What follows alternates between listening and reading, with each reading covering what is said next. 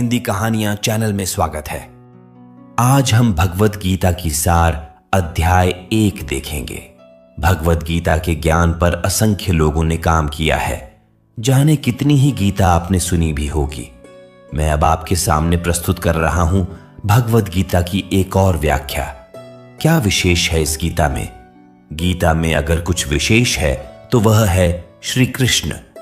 बाकी हम सब निमित्त है, साधन है, लेकिन यह मेरा खास प्रयास है कि हमारे आज के जमाने में यह ग्रंथ हमें रास्ता दिखाए, आसानी से गीता को हम सब समझ पाए और अपने जीवन में इसका उपयोग कर पाए। गीता के बारे में बहुत कुछ कहा गया है और सुना भी गया है। शायद ही कोई ऐसा धर्म ग्रंथ होगा जिस पर इतना लिखा गया।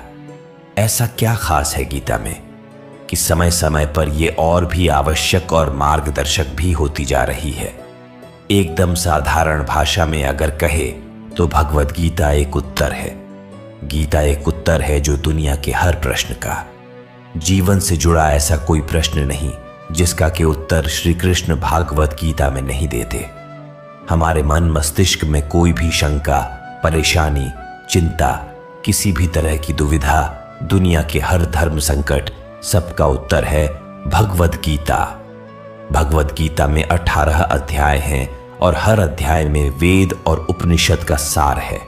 इसके हर अध्याय, हर श्लोक में आप अपने आप को अर्जुन समझिए, क्योंकि अर्जुन की हर शंका, उसका हर डर, हर समस्या ठीक हमारी ही जैसा परेशानी है। और हर परेशानी का हल बता रहे हैं श्री कृष्ण। कृष्ण को सिर्फ अर्जुन का सारथी मत मानिएगा, उन्हें अपने जीवन का सारथी भी मानिएगा। उनके कहे अनुसार अगर हम और आप चलेंगे तो हम सारी परेशानियों को आसानी से पार कर जाएंगे। दोस्तों, यहां पर जीवन की सच्चाइयों और समस्या की बात की जाएगी। तो आइए, मैं अजय और आपको ले चलता हूं भगवद गीता के पहला अध्याय सफर पर। पहला अध्याय है अर्जुन विषाद योग। यहां शुरुआत होती है धृतराष्ट्र की सवालों से। वह जानना चाहते हैं कि युद्ध में क्या हो रहा है, उनका पुत्र दुर्योधन और उनकी सेना क्या कर रही है, और साथ ही में पांडु पुत्रों की सेना क्या कर रही है। उसके बाद दोनों सेनाओं के शूरवीरों का वर्णन, और उसके बाद आता है अर्जुन का विशाल साथ, मतलब कि उनका दुख, उनकी समस्या, उनका धर्म संकट। आइए सुनते हैं अर्जुन विषाद योग। धृतराष्ट्र उवाच धर्म क्षेत्रे कुरुक्षेत्रे संवेता युयुत्सवः मामकाः पांडवाश्चैव किम कुर्वत संजय। धृतराष्ट्र संजय से पूछते हैं, धर्म भूमि कुरुक्षेत्र में युद्ध करने के लिए एकत्र हुए मेरे और पांडव के पुत्र क्या कर रहे हैं। जानना चाहते हैं कि युद्ध स्थल पर आखिर हो क्या रहा है। धृतराष्ट्र अंधे थे, देख नहीं सकते थे, लेकिन आंखों से अंधे थे, मन और मस्तिष्क से नहीं। उन्हें पता था कि वह धर्म के साथ नहीं है, क्योंकि धर्म तो वहां होता है जहां श्री कृष्ण थे। अपने पुत्र मोह में उन्होंने शांति की जगह युद्ध को चुना था, लेकिन वो जानते थे कि इस युद्ध को जीतना आसान नहीं होगा। अपने जीवन में जब हम कुछ गलत करते हैं तो हम भी समझ रहे होते हैं कि हमारे किए का नतीजा शायद अच्छा ना हो, और ऐसा ही धृतराष्ट्र के साथ भी हुआ। वो भी इसी डर और इसी आशंका में दिखते हैं। श्लोक 2। संजय उवाच दृष्ट्वा तु पांडवानिकं व्यूढ़ं दुर्योधनस्तदा आचार्यमुपसंगम्य राजा वचनं ब्रवीत। संजय आंखों देखा हाल बताते हुए उत्तर देते हैं, हे राजन, दुर्योधन पांडवों की सेना को देख रहे हैं और यह बात गुरु द्रोणाचार्य को जाकर कहते हैं। संजय को दिव्य दृष्टि प्राप्त हुई थी। वो युद्ध से दूर होते हुए भी युद्ध को देख सकते थे। वो जो देख रहे थे वही बता रहे थे। इसमें वो अपनी तरफ से कुछ भी नहीं कह रहे थे, सिर्फ आंखों देखा हाल बता रहे थे युद्ध का।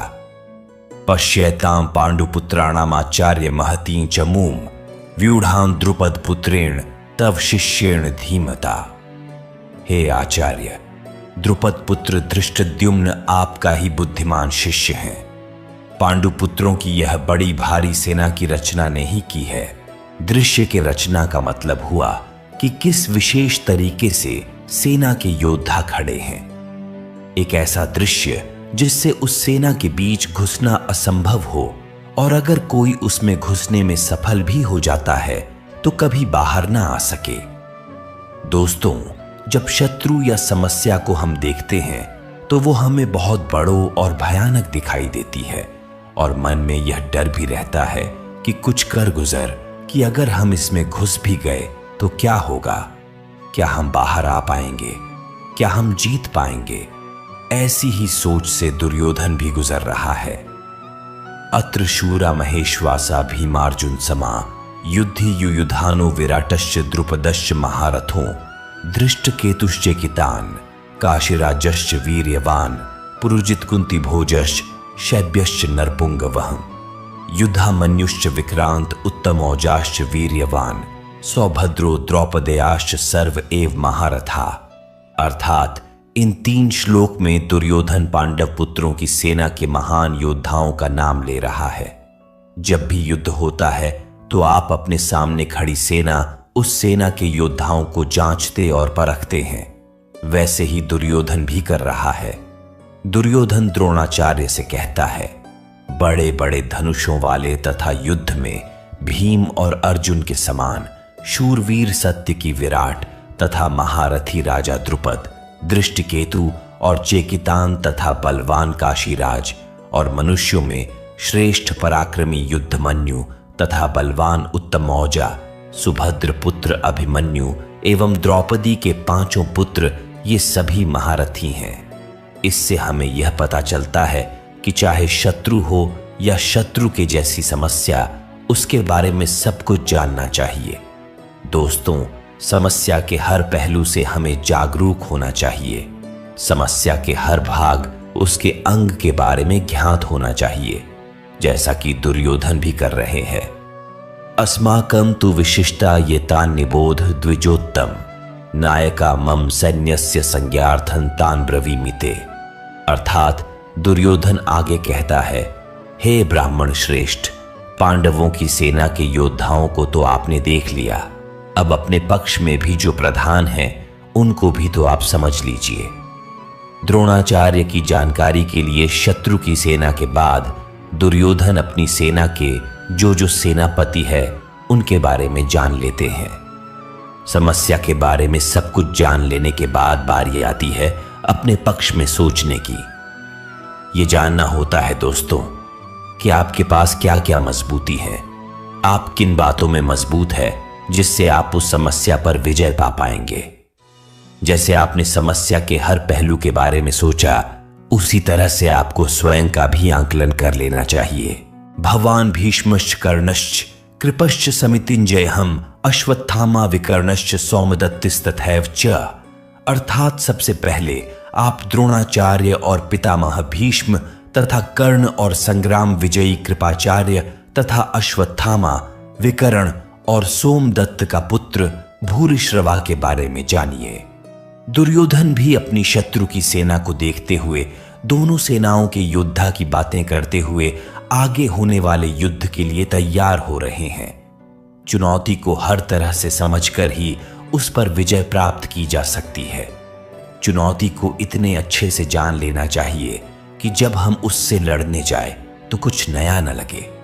युद्ध हो या चुनौती, आश्चर्य आपको हरा सकता है। अन्य च बहवः शूरा मदर्थे त्यक्त जीविताः नाना शस्त्र प्रहरणाः सर्वे युद्ध विशारदाः।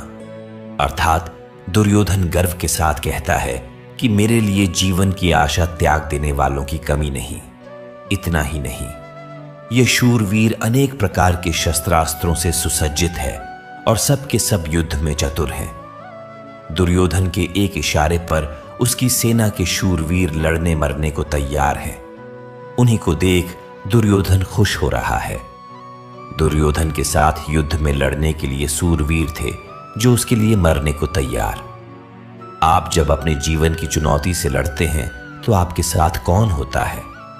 आपके साथ होता है आपका हुनर, आपकी हिम्मत, आपकी मेहनत और आपके अपने रिश्तेदार। जैसे शूरवीर दुर्योधन के लिए कुछ भी करने को तैयार है, वैसे ही ये आपके साथी भी आपके लिए कुछ भी कर सकते हैं। अपर्याप्तं तदस्माकं बलम भीष्माभिरक्षितम पर्याप्तं त्विदमे तेषां बलम भीमाभिरक्षितम। अर्थात दुर्योधन आगे कहता है कि भीष्म पितामह द्वारा रक्षित उनकी सेना सब प्रकार से अजेय है और वही शत्रु की सेना भीम द्वारा रक्षित है। दुर्योधन कहना चाहते हैं कि भीम की सेना को वह आसानी से जीत सकते हैं। दुर्योधन यहां घमंड दिखा रहा है जो आपको बिल्कुल भी नहीं करना है दोस्तों, कभी नहीं। क्योंकि अगर दुर्योधन जानता कि वह दूसरी सेना को हरा देगा तो फिर युद्ध ही क्यों करता। युद्ध को जीतने के लिए दूसरे को हराना पड़ता है। अगर चुनौती या समस्या को देखकर हमें लगता है कि हम जीत जाएंगे तो विश्वास या आत्मविश्वास तो हो सकता है, लेकिन घमंड नहीं। क्योंकि अगर घमंड हुआ तो वो आपके हारने की शुरुआत है। अयनेषु च सर्वेषु यथा भागमवस्थिताहं भीष्ममेवाभिरक्षन्तु भवन्त सर्व एव ही। अर्थात दोनों सेनाओं के इस तरह के वर्णन से दुर्योधन अपनी इस बात पर पहुंचना चाहता था, और वो ये कि हर किसी को अपने अपने सामना पर अपनी अपनी जगह स्थित रहते हुए निसंदेह भीष्म पितामह की रक्षा करनी है। कहने का मतलब आप होने वाले युद्ध में सबसे अधिक उसकी रक्षा करते हैं जो आपके लिए युद्ध के लिए सबसे अधिक आवश्यक हो, जैसे कि दुर्योधन और उसकी सेना के लिए भीष्म पितामह है। भीष्म पितामह के हारने का मतलब था कि युद्ध हार जाना, और उनके बचे रहने का मतलब कि आप युद्ध हार नहीं सकते। अपनी सबसे बहुमूल्य चीज को तब तक बचा के रखना चाहिए जब तक कि आप युद्ध पर विजय प्राप्त ना कर लें। तस्य संजनयन हर्षं कुरुवृद्ध पितामह सिंहनादम विनद्योच्चय शंखम दद्मो प्रतापवान। अर्थात शंख उद्घोषणा होती है होने वाले युद्ध की। कौरवों में सबसे वृद्ध, सबसे बड़े प्रतापी पितामह भीष्म ने उच्च स्वरूप में गरज कर ऐसा शंख बजाया कि दुर्योधन के हृदय में हर्ष उत्पन्न हो गया। युद्ध जीतने के लिए अपने पक्ष में माहौल बनाना पड़ता है, खुद को दिलासा भी देना पड़ता है कि हम युद्ध जीतने में सक्षम हैं। ऐसा ही पितामह भीष्म ने किया और ऐसा ही हमें भी करना चाहिए। ततः शंखाश्च भैर्यश्च पणवानक गोमुखा सहसैवाभ्यहन्यंत सशब्दस्तु मूलोभवत्। अर्थात युद्ध भयंकर होते हैं, और ये इतिहास में आज तक के सबसे भयंकर युद्ध का आरंभ था। भीष्म पितामह के शंख के पश्चात नगाड़े तथा ढोल एक साथ ही बज उठे। इन बाजों का नाद संगीतमय नहीं, बहुत ही डरावना था। युद्ध मनोरंजक नहीं होते, इसलिए अगर युद्ध का फैसला ले लिया जाता है तो उसमें फिर जो भी स्वीकार होकर लेना पड़ता है। हर युद्ध, हर चुनौती अपने हालात लेके आती है। उन्हीं हालात के आधार पर ही हमें तैयारियां करनी पड़ती है। तथा श्वेतैर्हयैर्युक्ते महति स्यंदने स्थितो माधव पांडवश्चैव दिव्यो शंखो प्रदद्मतु। अर्थात अब बारी थी पांडु पुत्रों की सेना के शंखनाद की। सफेद घोड़ों से युक्त उत्तम रथ में बैठे हुए श्री कृष्ण और अर्जुन ने भी अपने अपने अलाव के एक शंख बजाए। युद्ध में जब तैयारी होती है ना तो दोनों तरफ से होती है। हर पक्ष अपनी विजय की आशा में खुद को अपनी सेना को भरोसा देता है। आज के समय में हम खुद के लिए अगर शंख बजाने की उपमा के बारे में सोचें तो यह हो सकता है कि हम कुछ भी ऐसा कर सकते हैं जो हमें प्रोत्साहित करें। पांचजन्यम ऋषिकेशो देवदत्तं धनंजय पौंड्रम दद्मो महाशंख भीम कर्मा वृकोदरः। अर्थात श्री कृष्ण के शंख का नाम है पांचजन्य। अर्जुन के देवदत्त और भयानक कर्म वाले भयानक भीमसेन ने अपना पौंड नामक महाशंख बजाया अपने जीवन में। इसी तरह से हम भी अपने युद्ध, अपनी चुनौती में आगे बढ़ने के लिए अपनी मोटिवेशन चुन सकते हैं। कुछ लोगों के लिए संगीत ऐसा काम करता है, कुछ के लिए भगवान को याद करना, या कुछ के लिए माता पिता का आशीर्वाद। अपने शंख आप स्वयं चुनिए और युद्ध के लिए तैयार हो जाइए। अनंत विजय राजा कुंती पुत्रो युधिष्ठिर नकुलः सहदेवश्च सुघोष मणिपुष्पकौ। अर्थात पांडवों में सबसे बड़े भाई कुंती पुत्र राजा युधिष्ठिर ने अनंत विजय नाम का और नकुल तथा सहदेव ने सुघोष और मणिपुष्पक नाम के शंख बजाए। दोस्तों, मोटिवेशन तो सबको चाहिए। आपने देखा, सभी लोग अपने अपने तरीके से युद्ध जीतने के लिए अपना अपना प्रयास कर रहे थे। काश्यश्च परमेश्वासः शिखंडी च महारथा धृष्टद्युम्नो विराटश्च सात्यकिश्चा पराजितः द्रुपदो द्रौपदेयाश्च सर्वशः पृथिवीपते सौभद्रश्च महाबाहु शंखान दद्मुः पृथक पृथक। अर्थात हर शंख की अलग ध्वनि, अपना एक अलग अस्तित्व। युद्ध का हर योद्धा अपनी उपस्थिति दर्ज कर रहा है। श्रेष्ठ अनुज वाले काशीराज और महारथी शिखंडी एवं दृष्टिकोण तथा राजा विराट और अजय सत्य की राजा द्रुपद एवं द्रौपदी के पांचों पुत्र और बड़ी भुजा वाले सुभद्र पुत्र अभिमन्यु। संजय धृतराष्ट्र को बताते हैं कि हे राजन, सबने अपनी ओर से अलग अलग शंख बजाए। दोस्तों, महाभारत का युद्ध ऐसा था जिसमें हर बड़े से बड़े योद्धा भाग ले रहा था। ऐसे मौके को कोई कैसे छोड़ सकता था। हमारे लिए ध्यान देने की बात यह है कि सच्चाई योद्धा तो वही है जो युद्ध के लिए तत्पर रहे। युद्ध को आप जीवन माने, चुनौती माने, जो भी माने, लेकिन उसके लिए हमेशा तैयार रहे। इसलिए हर योद्धा शंख बजा बजा के सबको अपने होने का आभास करवा रहा है। सघोषो धार्तराष्ट्राणा हृदयानि व्यधारयत् नभश्च पृथ्वीं चैव तुमुलोभ्यनुनादयन्। अर्थात युद्ध से पहले जैसे आप शत्रु को अपनी शक्ति दिखा के डराने का प्रयास करते हैं, वैसे ही यहां भी हो रहा है। संजय कहते हैं कि इस भयानक शब्द में आकाश और पृथ्वी को भी गूंजाते हुए, अर्थात आपके पक्ष वालों के हृदय विदीर्ण कर दिए। जब आप हुंकार भरते हैं, वॉर क्राई देते हैं, तो बढ़ी से बढ़ी शत्रु को भी डर लगता है।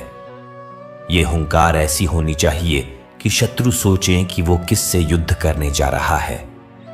आपका हुनर, आपकी प्रतिभा ऐसी होनी चाहिए कि सामने वाला आपके कौशल से प्रभावित हो जाए।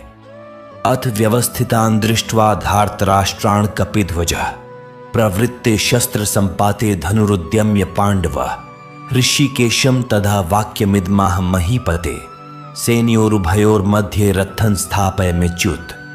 अर्थात अर्जुन अपने मोर्चा बांधकर डटे हुए धृतराष्ट्र संबंधियों को देखते हैं, फिर अपना धनुष उठाकर ऋषिकेश श्री कृष्ण से कहते हैं, ही अच्युत, मेरे रथ को दोनों सेनाओं के बीच में खड़ा कीजिए। अच्युत अर्थात अटल, जो अपने स्थान से हटता नहीं, जिसका नाश नहीं हो सकता। श्री कृष्ण का एक नाम अच्युत भी था और अर्जुन अपने सारथी से दोनों सेनाओं के बीच में जाने को कह रहे। अर्जुन ने श्री कृष्ण को इसलिए चुना था कि वह जानता था कि जब साक्षात भगवान उसके साथ है तो मतलब धर्म उसके साथ है। जिसके साथ धर्म होता है वो कभी हार नहीं सकता। यावदेता निरीक्षेऽहं युद्ध का मानवस्थितान् कैर्मया सह योद्धव्यमस्मिन् रणसमुद्यमे। अर्थात आज के जीवन का यह सबसे बड़ा ज्ञान है दोस्तों।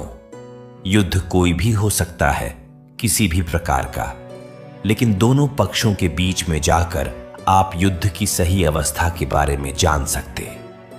अर्जुन श्री कृष्ण से कहते हैं, हे कृष्ण, जब तक मैं युद्ध क्षेत्र में डटे हुए युद्ध के अभिलाषी इन विपक्षी योद्धाओं को भली प्रकार देख न लूं कि इस युद्ध रूपी व्यापार में मुझे किन किन के साथ युद्ध करना योग्य है, तब तक इस रथ को यहीं खड़ा रखिए। हमें भी इसी तरह अपनी समस्या के बीच में खड़े हो उसे भली भांति देखना और परखना चाहिए और तभी निर्णय लेना चाहिए। योत्स्यमानान्वेक्ष्यहं य एतैत्र समागता धार्तराष्ट्रस्य दुर्बुद्धि युद्धे प्रिय चिकीर्षवः। अर्थात अर्जुन दुर्योधन को दुर्बुद्धि बता रहे हैं, क्योंकि दुर्योधन के हट के चलते हुए ही युद्ध हुआ। दुर्योधन का साथ देने जीतने भी राजा आए हैं, उन्हें अर्जुन युद्ध स्थल के बीच में खड़े होकर के देखना चाहते हैं। दोस्तों, यह जरूरी नहीं कि आपका शत्रु सही हो, हो सकता है उसने गलत तरीका अपना करके आपको युद्ध में उलझाना चाहा हो, जैसा कि महाभारत में भी हुआ।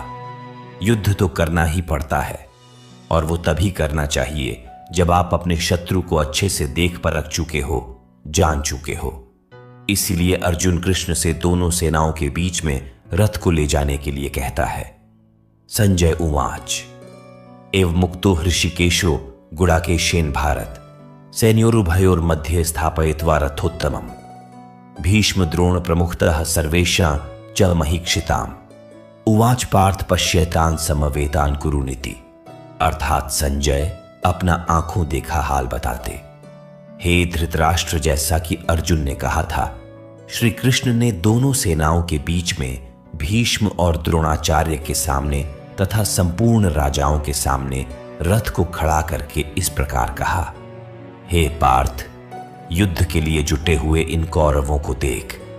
पार्थ अर्जुन का ही नाम है दोस्तों, उस अर्जुन का नाम है जो शंका में बस गिरने ही वाला है।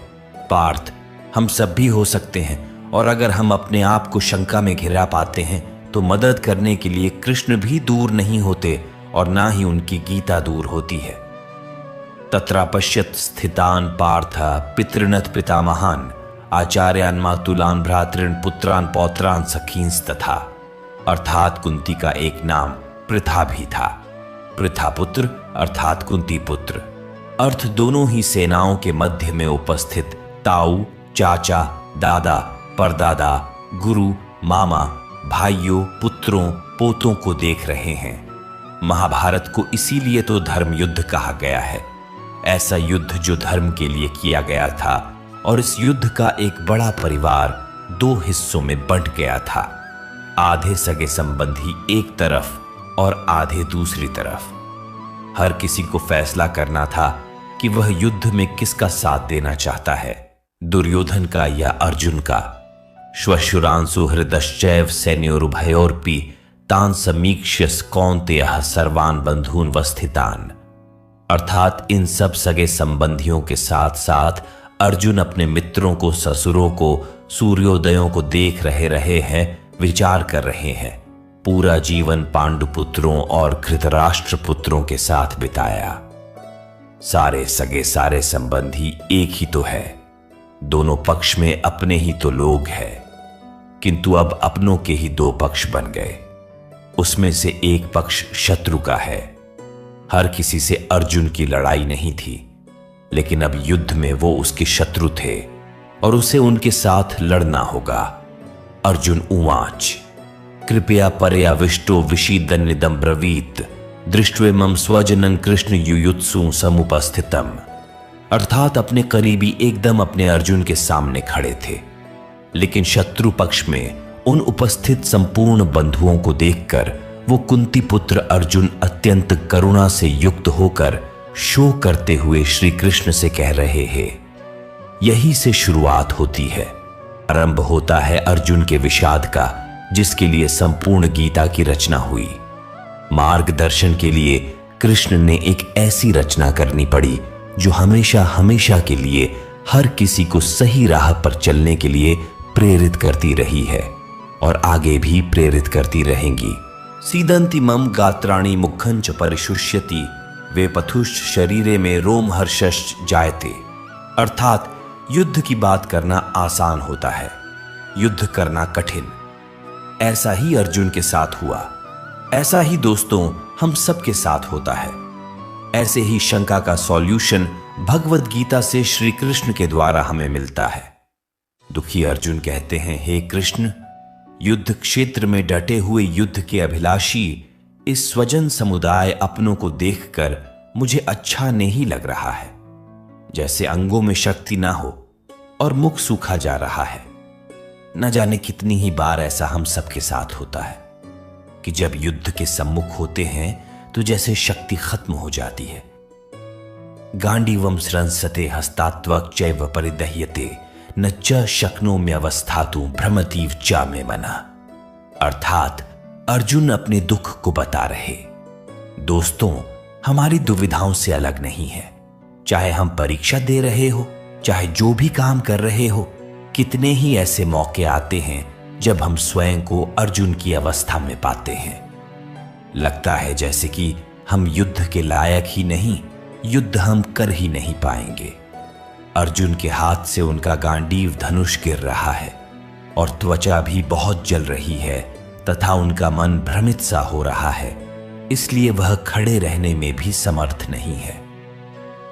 निमित्तानि च पश्यामि विपरीतानि केशव, न च श्रेयोनुपश्यामि हत्वा स्वजन्माहावे। अर्थात विश्व का सबसे बड़ा योद्धा अर्जुन हताश हैं। युद्ध से पहले अगर आप खुद को कांपता हुआ पाते हैं, देखते हैं किधर से आपका मुंह सूख रहा है, तो आपको निश्चित ही लगता है कि आप हारने वाले हैं। दुनिया खत्म सी होती दिखती है, चारों तरफ अंधकार से महसूस होता है। ऐसे ही समय में हमें एक मार्गदर्शक की जरूरत होती है। इसीलिए अर्जुन कहते हैं, हे केशव, मैं लक्षणों को भी विपरीत ही देख रहा हूं तथा युद्ध में स्वजन समुदाय को मारकर कल्याण भी नहीं दिखता। यानी अपनों की जान लेकर मुझे क्या फायदा होगा। न काले विजय कृष्ण न च राज्य सुखानी च, किन्नो राज्येन गोविंद किं भोगैर जीवितेन वा।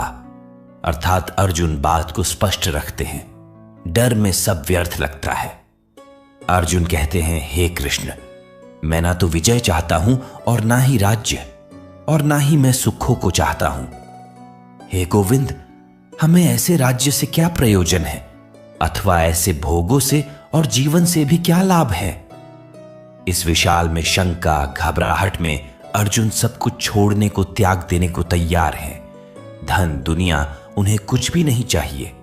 वो ऐसे भयभीत और डर गए हैं कि दुनिया की हर खुशी को छोड़कर इस समय बस इस युद्ध से बचना चाहते हैं। इन्हीं लक्षणों को हमें भी पहचानना है, ताकि ऐसी अवस्था में हम भी वह करें जो कृष्ण बताएंगे। येषामर्थे काक्षितम नो राज्यम भोगा सुखानी चत इमेवस्थिता युद्धे प्राणांस त्यक्त्वा धनानि च। अर्जुन कहते हैं, हमें जिनके लिए राज्य भोग और सुख आदि है, वो ही ये सब धन और जीवन की आशा को त्याग कर युद्ध में खड़े हैं। सोचिए, जीवन का हर युद्ध, हर काम हम अपनों के लिए करते हैं। हमारा सारा काम, सारे फायदे, सारी सुख शांति भाग दौड़ सिर्फ और सिर्फ अपनों के लिए होती है, और यहां पर हमें अपनों को ही मारना पड़ रहा है। इससे बड़ी क्या दुविधा होगी। अब वही अपने आप को मारने के लिए खड़े हैं और आपको भी उन्हें मारना पड़ेगा। ऐसी दुनिया किस काम की, यही उलझन अर्जुन के मन में है। आचार्य पितरः पुत्रास्तथैव च पितामहः मातुलाः श्वशुराः पौत्राः श्यालाः संबंधिनस्तथा। अर्थात अर्जुन के सामने खड़े हैं उनके गुरुजन और भी कई सारे संबंधी लोग। अर्जुन अपने हर संबंधी को करीब से पहचान रहे हैं और पहचान के उन्हें बता भी रहे हैं। एतान हन्तुम इच्छामि न तोपि मधुसूदन अपि त्रैलोक्य राज्यस्य हेतो केन्नु मही कृते। अर्थात अगर आप युद्ध करने का निर्णय लेते हैं तो क्या आप यह कह सकते हैं कि मैं इस शत्रु को मारूंगा और नहीं। युद्ध में तो हर कोई एक सैनिक होता है, और अगर वह शत्रु पक्ष से है तो आपने उसको मारना ही है। यही दुविधा है अर्जुन की, जो वो बता रहे। हे मधुसूदन, मेरे मारने पर अथवा तीनों लोगों के राज्य के लिए भी मैं इन सबको मारना नहीं चाहता, फिर पृथ्वी के लिए तो कहना ही क्या है। देखा दोस्तों, 3 लोगों का राज्य भी अर्जुन को नहीं चाहिए। अगर उसके लिए उसे अपनों का वध करना पड़ता है तो उसे वो नहीं चाहिए। दोस्तों, जीवन में कई बार ऐसी घड़ी आती है जब हमको जो सबसे प्रिय है ना उसका त्याग करना पड़ता है, क्योंकि हमें अपनी ध्येय की ओर बढ़ना पड़ता है, और अगर हम ऐसा करते हैं तभी हमें ध्येय की प्राप्ति होती है। तब क्या अपनी सबसे प्यारी चीज को हम छोड़ सकते हैं? निहत्य धार्त राष्ट्रान्न का प्रीति स्याजनार्थ पाप में वाश्रय दस्मान हत्वय ताना ततायन। अर्थात अर्जुन आगे कहते हैं, हे जनार्दन, धृतराष्ट्र के पुत्रों को मारकर हमें क्या प्रसन्नता होगी। इनको मारकर हमें तो पाप ही लगेगा ना। शत्रु पक्ष में चाहे बुरे लोग ही क्यों ना हो, लेकिन हैं तो अपने अपनों को मारकर अपनों को दुख देकर केवल पाप ही मिल सकता है। पुण्य तो नहीं। ये गुरुपुत्रों के लालच का ही परिणाम था कि भाई भाई आमने सामने थे। दोस्तों, लालच से कभी किसी का भला नहीं होता। महाभारत में भी नहीं होना था। एक पक्ष को जीतना था तो दूसरे पक्ष को मारना था। दोस्तों, आगे बढ़ने से पहले आपसे यह विनती है कि अगर इस वीडियो से आपने कुछ भी सीखा तो वीडियो को लाइक कर दीजिए और अजय हिंदी कहानियां चैनल को सब्सक्राइब कर दीजिए। चलिए आगे बढ़ते हैं। तस्मान नारहा वयम हंतु धार्तराष्ट्रान् स्वबांधवान् स्वजनन ही कथन हत्वा सुखिनः स्याम माधव। अर्थात क्या अपने परिवार को मारकर आपको सुख मिल सकता है? इसीलिए महाभारत को धर्म युद्ध कहा जाता है। जब ऐसा धर्म संकट हो तो आप क्या करें? अर्जुन पूछते हैं, हे माधव, अपने ही बांधव धृतराष्ट्र के पुत्रों को मारने के लिए हम योग्य नहीं हैं, क्योंकि अपने ही कुटुंब को मारकर हम कैसे सुखी होंगे। दोस्तों, जब कभी आपके सामने ऐसी परिस्थिति आए जिसमें लालच की वजह से बंटवारा हो रहा हो या झगड़ा हो रहा हो, तो ठंडे दिमाग से अर्जुन की इस हालत के बारे में सोचिएगा और देखिएगा तो इतना करके दुनिया का सबसे बड़ा युद्ध करके किसको क्या हासिल हुआ। यद्यप्येते न पश्यन्ति लोभोपहत चेतसा कुलक्षय कृतम दोषम मित्रद्रोहे च पातकम कथन न जयमस्माभि पापादस्मा निवर्तितुम कुलक्षय कृतन दोषम प्रपश्यद्भिर्जनार्दन। अर्थात आपका शत्रु किसी भी प्रकार के पाप को करने को तैयार है, लेकिन आप समझते हैं कि जो गलत है, अनुचित है, वो नहीं करना चाहिए। इन दो श्लोक में अर्जुन ने इसी दुविधा को बताया है। यद्यपि लोभ से भ्रष्ट चित्त हुए यह लोग कुल के नाश से उत्पन्न दोष को और मित्रों से विरोध करने में पाप को नहीं देखते, तो भी जनार्दन कुल के नाश से उत्पन्न दोष को जानने वाले हम लोगों को इस पाप से हटने के लिए क्यों नहीं विचार करना चाहिए। दुश्मन गलत कर रहा है, वो ये नहीं समझता, लेकिन आप तो समझते हैं। तो समझदार होने के नाते क्या आपको युद्ध से हटने के लिए नहीं सोचना चाहिए? लेकिन अगर युद्ध से हट गए तो उसे आपकी हार मानी जाएगी। कुलक्षये प्रणश्यन्ति कुल धर्मा सनातना धर्मे नष्टे कुलम कृत्स्नमधर्मो भिभवत्युत। अर्थात जहां परिवार खत्म हो जाता है वहां कुछ नहीं बचता। कुल का नाश होने का मतलब सब कुछ खत्म हो जाना होता है। ऐसी ही स्थिति में अर्जुन फंसे हुए हैं।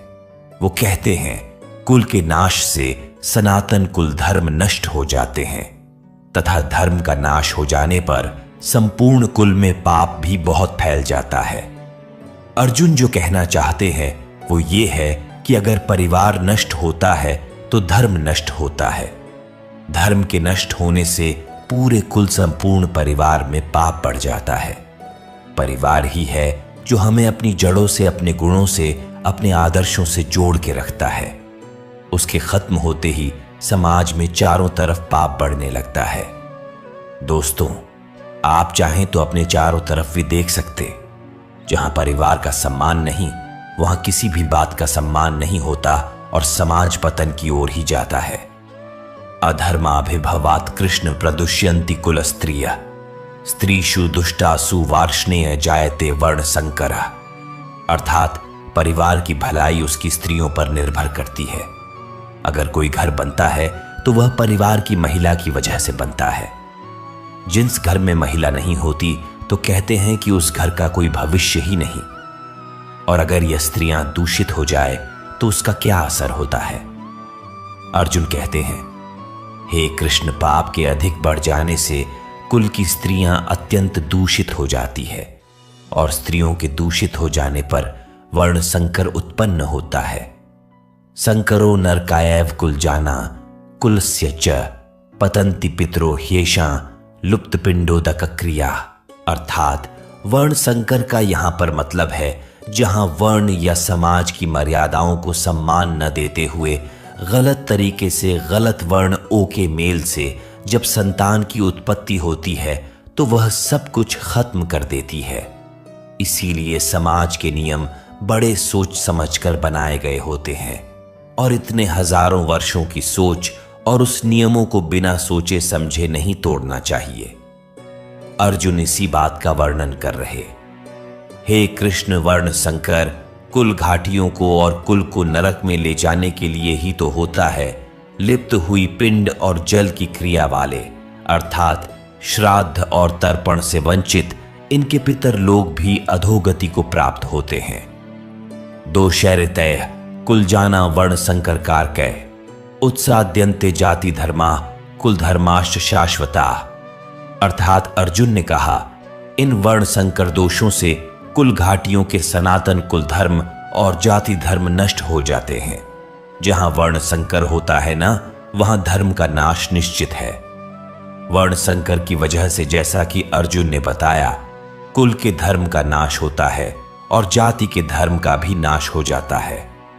जब कोई अपने धर्म का पालन नहीं करेगा, अपने कर्तव्य का निर्वाहन नहीं करेगा और समाज मनमानी करके अगर कोई नियम नहीं मानेगा, तो फिर समाज कैसे रह जाएगा।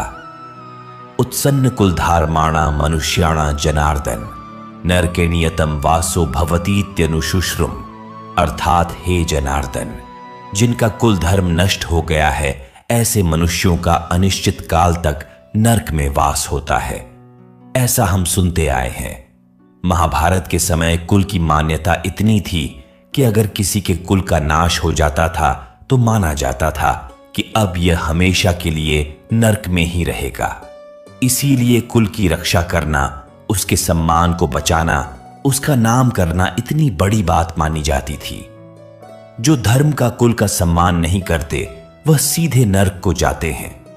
इसे आप ऐसा भी मान सकते हैं कि जहां धर्म नहीं होता, वो जगह अपने आप ही नरक बन जाती है। अपनी चारों तरफ देखिए ना, ऐसी कई जगह है, आपको आज के युग में भी दिख जाएंगे। अहो बत महत पापम कर्तुं व्यवसिता वयम यद्राज्य सुखलोभेन हंतु स्वजन मुद्यता। अर्थात अर्जुन आगे स्वयं को दोष दे रहे हैं। हम लोग बुद्धिमान होकर भी महान पाप करने को तैयार हो गए हैं, जो राज्य और सुख के लोभ से स्वजनों को मारने के लिए उद्यत हो गए। दुर्योधन जैसा भी है, उसने जो भी निर्णय लिया, लेकिन अर्जुन और उसकी सेना तो समझदार है, तो क्या ऐसा उनके लिए ठीक है? बेवकूफ का पाप शायद माफ भी हो जाए, लेकिन बुद्धिमान से बहुत कुछ की उम्मीद की जाती है। तो क्या समझदार अगर युद्ध के लिए तैयार हो जाता है तो उसकी गलती की माफी मिलेगी? अर्जुन को लगता है कि नहीं मिलेगी। यदि माम प्रतिकारम शस्त्रम शस्त्र पाणय धार्तराष्ट्रारणे हन्युस्तन्मे क्षेमतरम भवेत। अर्थात आंखें बंद कर किसी अपने के बारे में सोचिए जो आपको बहुत पसंद है, जो आपका अपना है, जिसकी गोद में आप खेले हो, जिसके साथ खेले हो, चाहे वो आपसे बड़ा हो या छोटा हो। क्या आप उसे मार पाएंगे? अरे उससे अच्छा तो आपको लगेगा कि उसके हाथों आप स्वयं मारे जाएं। यही बात अर्जुन कहते हैं। यदि मुझे शस्त्र रहित एवं सामना न करने वाले को शस्त्र हाथ में लिए हुए धृतराष्ट्र के पुत्र रण में मार डालें, तो वो मरना भी मेरे लिए अधिक कल्याणकारक होगा। एव मुक्त्वार्जुनः संख्ये रथोपस्थ उपाविशत विसृज्य सशरन चापम शोक संविघ्न मानसः। अर्थात संजय जो धृतराष्ट्र को इस महान युद्ध का वर्णन दे रहे हैं, वो बताते हैं, धृतराष्ट्र रणभूमि में शोक से उद्विग्न मन वाले अर्जुन इस प्रकार कहकर बाण सहित धनुष को त्याग कर रथ के पिछले भाग में बैठ गए।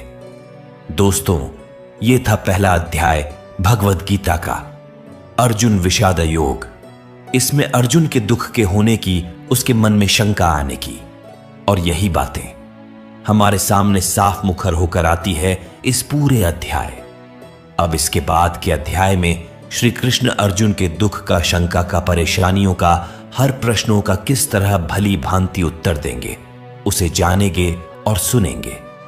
तो दोस्तों, यह था भगवद गीता का प्रथम अध्याय अर्जुन विषाद योग। दोस्तों, भगवान श्री कृष्ण की यह बातें अगर आपको पसंद आई तो कमेंट में जय श्री राधे कृष्ण जरूर लिखें।